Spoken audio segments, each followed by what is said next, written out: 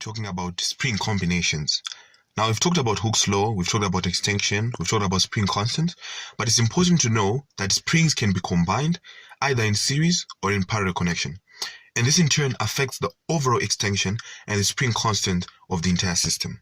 Now, back in IGCSE and O-level, we used to do resistors in parallel. We still do that at AS, resistors in parallel, resistors in series. And we used to talk about how the voltage and the current changes, and this has an overall effect on the effective resistance. This is the same mentality that we use to answer springs in series and springs in parallel. We say that if springs are in series, this has an overall effect on the extension of that particular system. If springs are in parallel, this is an effect on the spring constant. And we can find the spring constant for the entire system, or we can talk about the extension for the entire system. In this video, we're going to be talking about springs in series. So if springs are connected in series, it means they are connected end to end and they form one long chain. As you can see, here we have spring P and spring Q, and they're connected end to end, and they have to form one continuous chain for springs to be in series. We can think of this in the normal way that we watch series, that a series in the movies has episodes. There's episode 1, episode 2, episode 3, episode 4. We understand that all of these episodes are connected. You can't understand episode 4 without episode 1. You can't understand episode 2 without episode 1. So all of these things form a continuous long chain. You have to go through everything else to come up with that particular chain. It's the same with springs in series. These springs are in a continuous chain. If you have the second spring, it means it's connected to the first spring, and they form one continuous chain, sort of like a ladder. So we have, in this case, we have spring P and spring Q, which are joined together.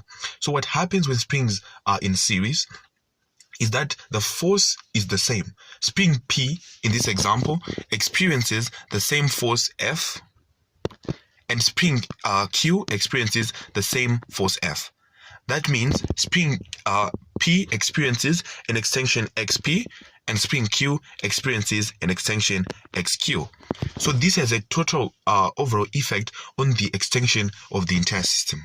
If springs are connected in series, as we have talked, each spring experiences the same effect of the weight of the load.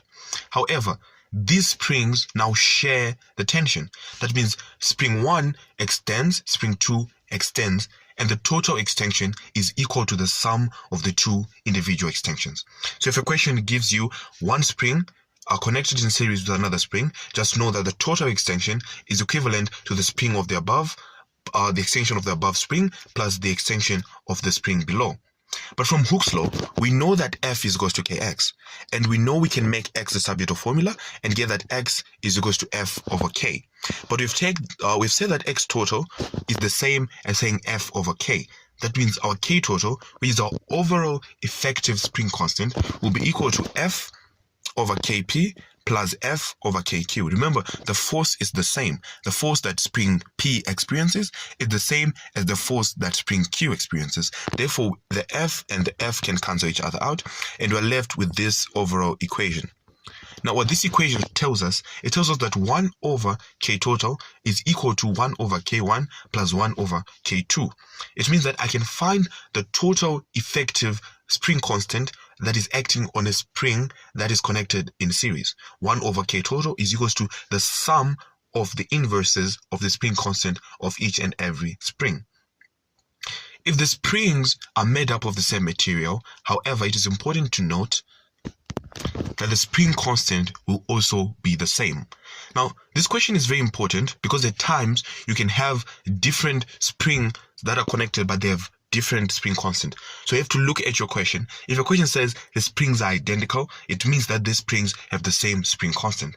And we can rearrange this law to find K total as K total is equals to K1 times K2 over K1 plus K2. And this is also known as the product over the sum rule. So we can find the effective total spring constant of a system in series by applying this formula. So we've talked about how a spring in series means that one or two springs are connected end to end.